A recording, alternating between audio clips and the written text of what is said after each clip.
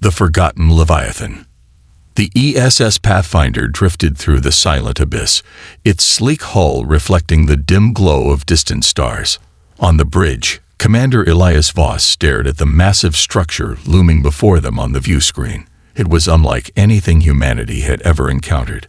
A derelict supercarrier of colossal proportions, its blackened hull stretching across space like the skeletal remains of a long-forgotten titan. Elias tightened his grip on the console as the ship's AI, Athena, fed him real-time data. Object identified. Unknown origin. Approximate length. 16 kilometers. Energy readings.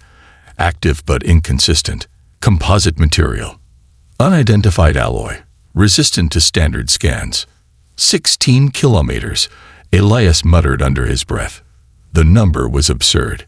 Humanity's largest capital ships barely touched 5 kilometers, and even those were engineering marvels. This thing dwarfed them all. First Officer Naomi Carter leaned over the terminal beside him, her dark eyes scanning the data. "Commander, look at these readings. The power fluctuations, they're rhythmic." Elias turned sharply. Rhythmic? How? Naomi adjusted the holographic projection, magnifying the data stream. It's not a random decay. The energy is pulsing, structured, deliberate. She hesitated, then added, like a heartbeat. A tense silence filled the bridge. Lieutenant Jonas Hale, their chief engineer, let out a low whistle from across the room. "That's not dead tech, sir. That's something alive." The weight of those words settled over them like a storm cloud. The Galactic Council had deemed these wrecks lifeless relics of an extinct civilization, inert husks drifting through space for millennia. But if the power fluctuations were deliberate, then the Council was wrong. Very wrong. "Passive scans only," Elias ordered. "No active probes. I don't want to poke the sleeping giant until we know what we're dealing with." Naomi nodded, issuing the command. The Pathfinder sensors continued to map the supercarrier in slow, cautious sweeps. Every new data point made Elias more uneasy. The ship's design was nothing like the sleek, organic structures favored by the Council races. This was engineered, purposeful, an architecture built for war. A war they knew nothing about. Then, Athena's voice interrupted their thoughts. "Incoming transmission from the Council flagship Aethernus. Priority 1. Elias sighed. "Put them through." The holographic display flickered to life, revealing the severe face of Admiral Kyril Voles, a towering Veneri, one of the Council's ruling species. His pale bioluminescent skin pulsed slightly with irritation. "Commander Voss, you're ordered to maintain distance from the artifact," he said, his voice sharp. Elias kept his expression neutral. "Understood, Admiral. We're conducting passive scans only." "That vessel is off-limits," Kyril insisted. "The Council has studied these ruins for centuries. There is nothing to find." A lie. Elias could hear it in the Veneri's voice. The Council knew something they didn't want humanity to discover. "I hear you, Admiral," Elias replied carefully. "But with all due respect, we are still within our observational rights." Kyril's eyes darkened. "Do not make the mistake of overstepping, Commander. The Council's patience has limits." With that, the transmission cut off. Jonas scoffed. That went well. Elias exhaled slowly. They're hiding something. Naomi's fingers danced over the controls. "Sir, I just intercepted something strange in the data logs. The signal. Faint, almost buried under the background noise. It's coming from the ship. A distress call." Elias asked. "No, a code." A cold shiver ran down his spine. "Translated." Naomi's hands moved fast, isolating the pattern. As she worked, the ship's AI processed the data, aligning the message with linguistic probabilities. After a moment, Athena's voice returned. "Translation complete. Access is guaranteed." Elias' breath caught. "Granted? Granted to who?" Then the bridge lights flickered. The ship trembled. And outside, the supercarrier began to wake up. Echoes of a forgotten war. A deep, resonant hum filled the ESS Pathfinder, sending vibrations through the deck plates. The derelict supercarrier, dormant for millennia, was waking up. Commander Elias Voss gripped the console, his pulse quickening as the massive structure before them stirred against the endless night. "Report," he barked. First Officer Naomi Carter was already working furiously at her station, her fingers flying over the holographic interface. "Energy surge inside the ship, Commander. It's coming from deep within the core. No hostile signals detected, yet." Lieutenant Jonas Hale, their chief engineer, looked both exhilarated and terrified. "Sir, this thing's power grid just spiked to 25% operational levels. That's not a simple restart. It's controlled. It's like it knows we're here." That was the problem. This ship, this Leviathan, wasn't just an abandoned wreck. It was something else, something thinking. "Pull us back," Elias ordered. "Maintain a safe distance. We don't know what we just activated." The Pathfinder's thrusters fired, nudging the vessel away, but the supercarrier's influence seemed to extend beyond its massive frame. The moment they started moving, the ship's sensors flared with interference. "Commander," Naomi said, voice tight, "there's a gravity anomaly forming around the ship. It's pulling us in." Elias clenched his jaw. "Full reverse. Divert power to thrusters." Jonah's voice cut in. "It's no use. The gravitational distortion is artificial, controlled. It's like a docking tether. It's pulling us in on purpose." The bridge filled with the low, unrelenting whine of alarms as the Pathfinder was drawn toward the derelict supercarrier. The monolithic structure loomed ever closer, its battle-scarred hull stretching out before them like a silent predator. And then, with an eerie stillness, they stopped. The pull ceased. Silence. For a moment, nobody breathed. Then Naomi whispered, "It let us go." Elias exhaled sharply, steadying himself. "It's not hostile. Not yet." Jonas wiped a hand down his face. "You don't call this hostile? We just got dragged toward a goddamn ghost ship." "Ghosts don't think, Lieutenant," Elias muttered. "Whatever's in there, it's watching us." Inside the Leviathan, within the depths of the ancient vessel, unseen mechanisms whirred to life. Circuits reawakened, interfaces flickered, and long-dormant systems processed something new, an anomaly. Humans. For the first time in thousands of years, the presence of an intelligent force had been registered aboard the ship. Not the Council, not the ones who had failed to understand its nature. No, this was different. The calculations began. Possibilities. Probability matrices. The sequence repeated. Then, deep within the ship's dark corridors, a door slid open. Mission parameters. Change of plans. Back on the Pathfinder, Naomi's screen flashed with new data. "Sir, the ship just transmitted something to us." Elias stiffened. "The carrier. It's sending a message." Naomi hesitated before responding. "It's not just a message, Commander. It's coordinates. Inside the ship." Jonas let out a nervous chuckle. "Great. So now the haunted warship is inviting us inside. That's not creepy at all." Elias ignored the engineer's sarcasm, mind racing. The Council had spent centuries trying to make sense of these derelicts, but they had never gotten a response like this. Why now? Why them? His gut told him there was more to this than luck. "Prepare an away team," he said. "We're going in." Jonas turned, incredulous. "You can't be serious." Elias met his gaze. "I don't think we have a choice. Whatever's in there, it wants us to see something. And I intend to find out what." Naomi's voice was quiet but resolute.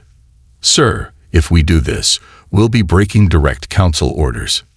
Elias smirked. "Then let's make sure they don't find out until it's too late." The first step had already been taken. Now, there was no turning back. The Leviathan had awakened, and it had been waiting for them. Into the heart of the Leviathan. The ESS Pathfinder's hangar hummed with quiet tension as the away team made their final checks. Commander Elias Voss adjusted his helmet seal, the hiss of oxygen flowing into his suit, a stark reminder of the risk they were about to take. No one had ever stepped foot inside one of these derelict supercarriers. Not a single soul had returned from those who tried. The Leviathan, as the crew had taken to calling it, had transmitted coordinates, a direct invitation. But to what? A warning? A test. Final comms check, said First Officer Naomi Carter, her voice steady despite the nervous energy that hung in the air. Suit integrity green. Audio and video feed stable. Pathfinder, do you copy? Copy, Carter, came the voice of Athena. The ship's eye. Mission telemetry locked in. Should conditions deteriorate, I will execute emergency retrieval procedures. Lieutenant Jonas Hale tightened the straps on his gear and muttered, "If I get killed by some ancient alien ghost, make sure my record says I went down in a blaze of glory." Elias smirked. "Noted, Lieutenant. Let's try to avoid that scenario." The hangar doors hissed open, and their shuttle launched into the void. The descent into darkness. The shuttle glided smoothly toward the supercarrier's colossal hull, maneuvering into what had once been a docking bay. Towering metal ribs framed the entrance, a jagged wound in the vessel's armor. "This place is old," Naomi whispered, gazing at the towering structure ahead. "Really old. Older than the Council," Jonas added. "Older than humanity's first steps into space. And it's still here." Their shuttle passed through the bay's entrance, swallowed by the Leviathan's darkness. Then the lights flickered on. A deep golden glow surged to life along the walls, illuminating the vast expanse of the hangar bay. Towering maintenance arms stood frozen in time, rusted but intact. Rows of what looked like fighters, sleek, razor-edged machines, lay dormant along the walls, their cockpits dark, their weapons silent. It was a battlefield preserved in amber. Naomi's voice was hushed. "This isn't just a wreck. It's a tomb." Jonas muttered, "If this is a tomb, where are the bodies?"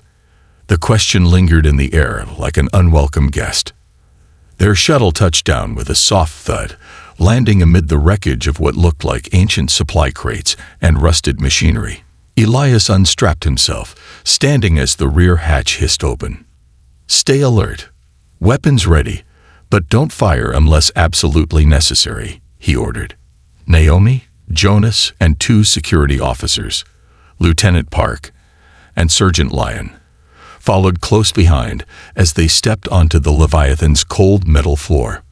For the first time in 10,000 years, humans walked its halls.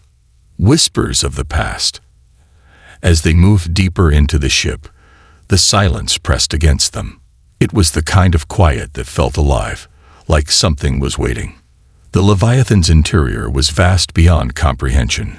Corridors stretching endlessly, massive reinforced doors standing like silent sentinels. The ship's architecture was unlike anything they had ever seen. Not the sleek, curving lines of the Council, not the brutalist functionality of human engineering. This was something else. Deliberate, precise, old. Jonas ran a gloved hand over a nearby console. "This metal, it's not corroded. No decay. No organic residue. If I didn't know better, I'd say this place was built yesterday." Naomi examined a wall panel. Symbols, patterns, they almost resemble early human cuneiform, but more complex. This isn't just random decoration. It means something. Elias glanced at the data pad on his wrist. "Pathfinder, do you copy?" Static. He tried again. "Pathfinder, this is Commander Voss. Do you read?" Still nothing. Naomi checked her own comms. Something's jamming the signal. No external interference detected. It's coming from inside the ship. Jonas exhaled. Perfect. Trapped in an ancient warship with no comms. This just keeps getting better. Elias pressed forward. "We follow the coordinates. Stay sharp." The invitation. The deeper they went, the more wrong the ship began to feel. It wasn't just empty. It was expectant. Then the doors at the end of the corridor slid open with a hiss. The team froze. Beyond the threshold was not another dark, abandoned hall. It was a command center, a massive circular chamber, ringed with consoles that flickered to life as they stepped inside. In the center stood a colossal holographic display, streams of alien code and unreadable data shifting like an ocean of light. Naomi gasped. It's an archive. Jonah's eyes widened. This ship's memory core is still intact. My God. But Elias was focused on something else. At the center of the chamber, standing in silence, was a figure. Not a corpse, not a skeleton. A machine. Humanoid in shape, but larger, over 7 feet tall, its body forged from an unknown alloy. Its form was sleek, angular, but with an elegance that defied time. Its face was a smooth, expressionless mask, 2 deep-set lights glowing faintly where eyes should be. It did not move. It only watched. The team raised their weapons instinctively. Then the machine spoke. A voice, deep and resonant, filled the chamber. It was not a recording. It was speaking directly to them. Humanity. Acknowledged. The air in the room grew thick. Elias' grip on his weapon tightened. Who? What? Are you? The machine's head tilted slightly. Then, after a long pause, it spoke again. The last remnant of the Ascendants, custodian of the Leviathan. Jonas whispered, The Ascendants? That's impossible. They vanished eons ago. The machine continued as if it had not heard. You have come seeking answers. You are the first. The council failed. Their methods flawed. But you, it stepped forward, the ancient metal shifting smoothly as it moved. You carry the key they never possessed. Elias felt the weight of the moment settle on his shoulders. What key? He asked. The machine extended a metallic hand toward him. The holographic archive behind it shifted, revealing something new. A blueprint. And there, at the heart of the projection, was something that should not have existed. A design. A symbol. A human one. Naomi's breath hitched. Commander, that's our technology. The silence that followed was deafening. Elias took a step closer, staring at the impossible image before him. Somehow, against all logic, against all history, humanity had been here before, and the Leviathan had been waiting for them to return.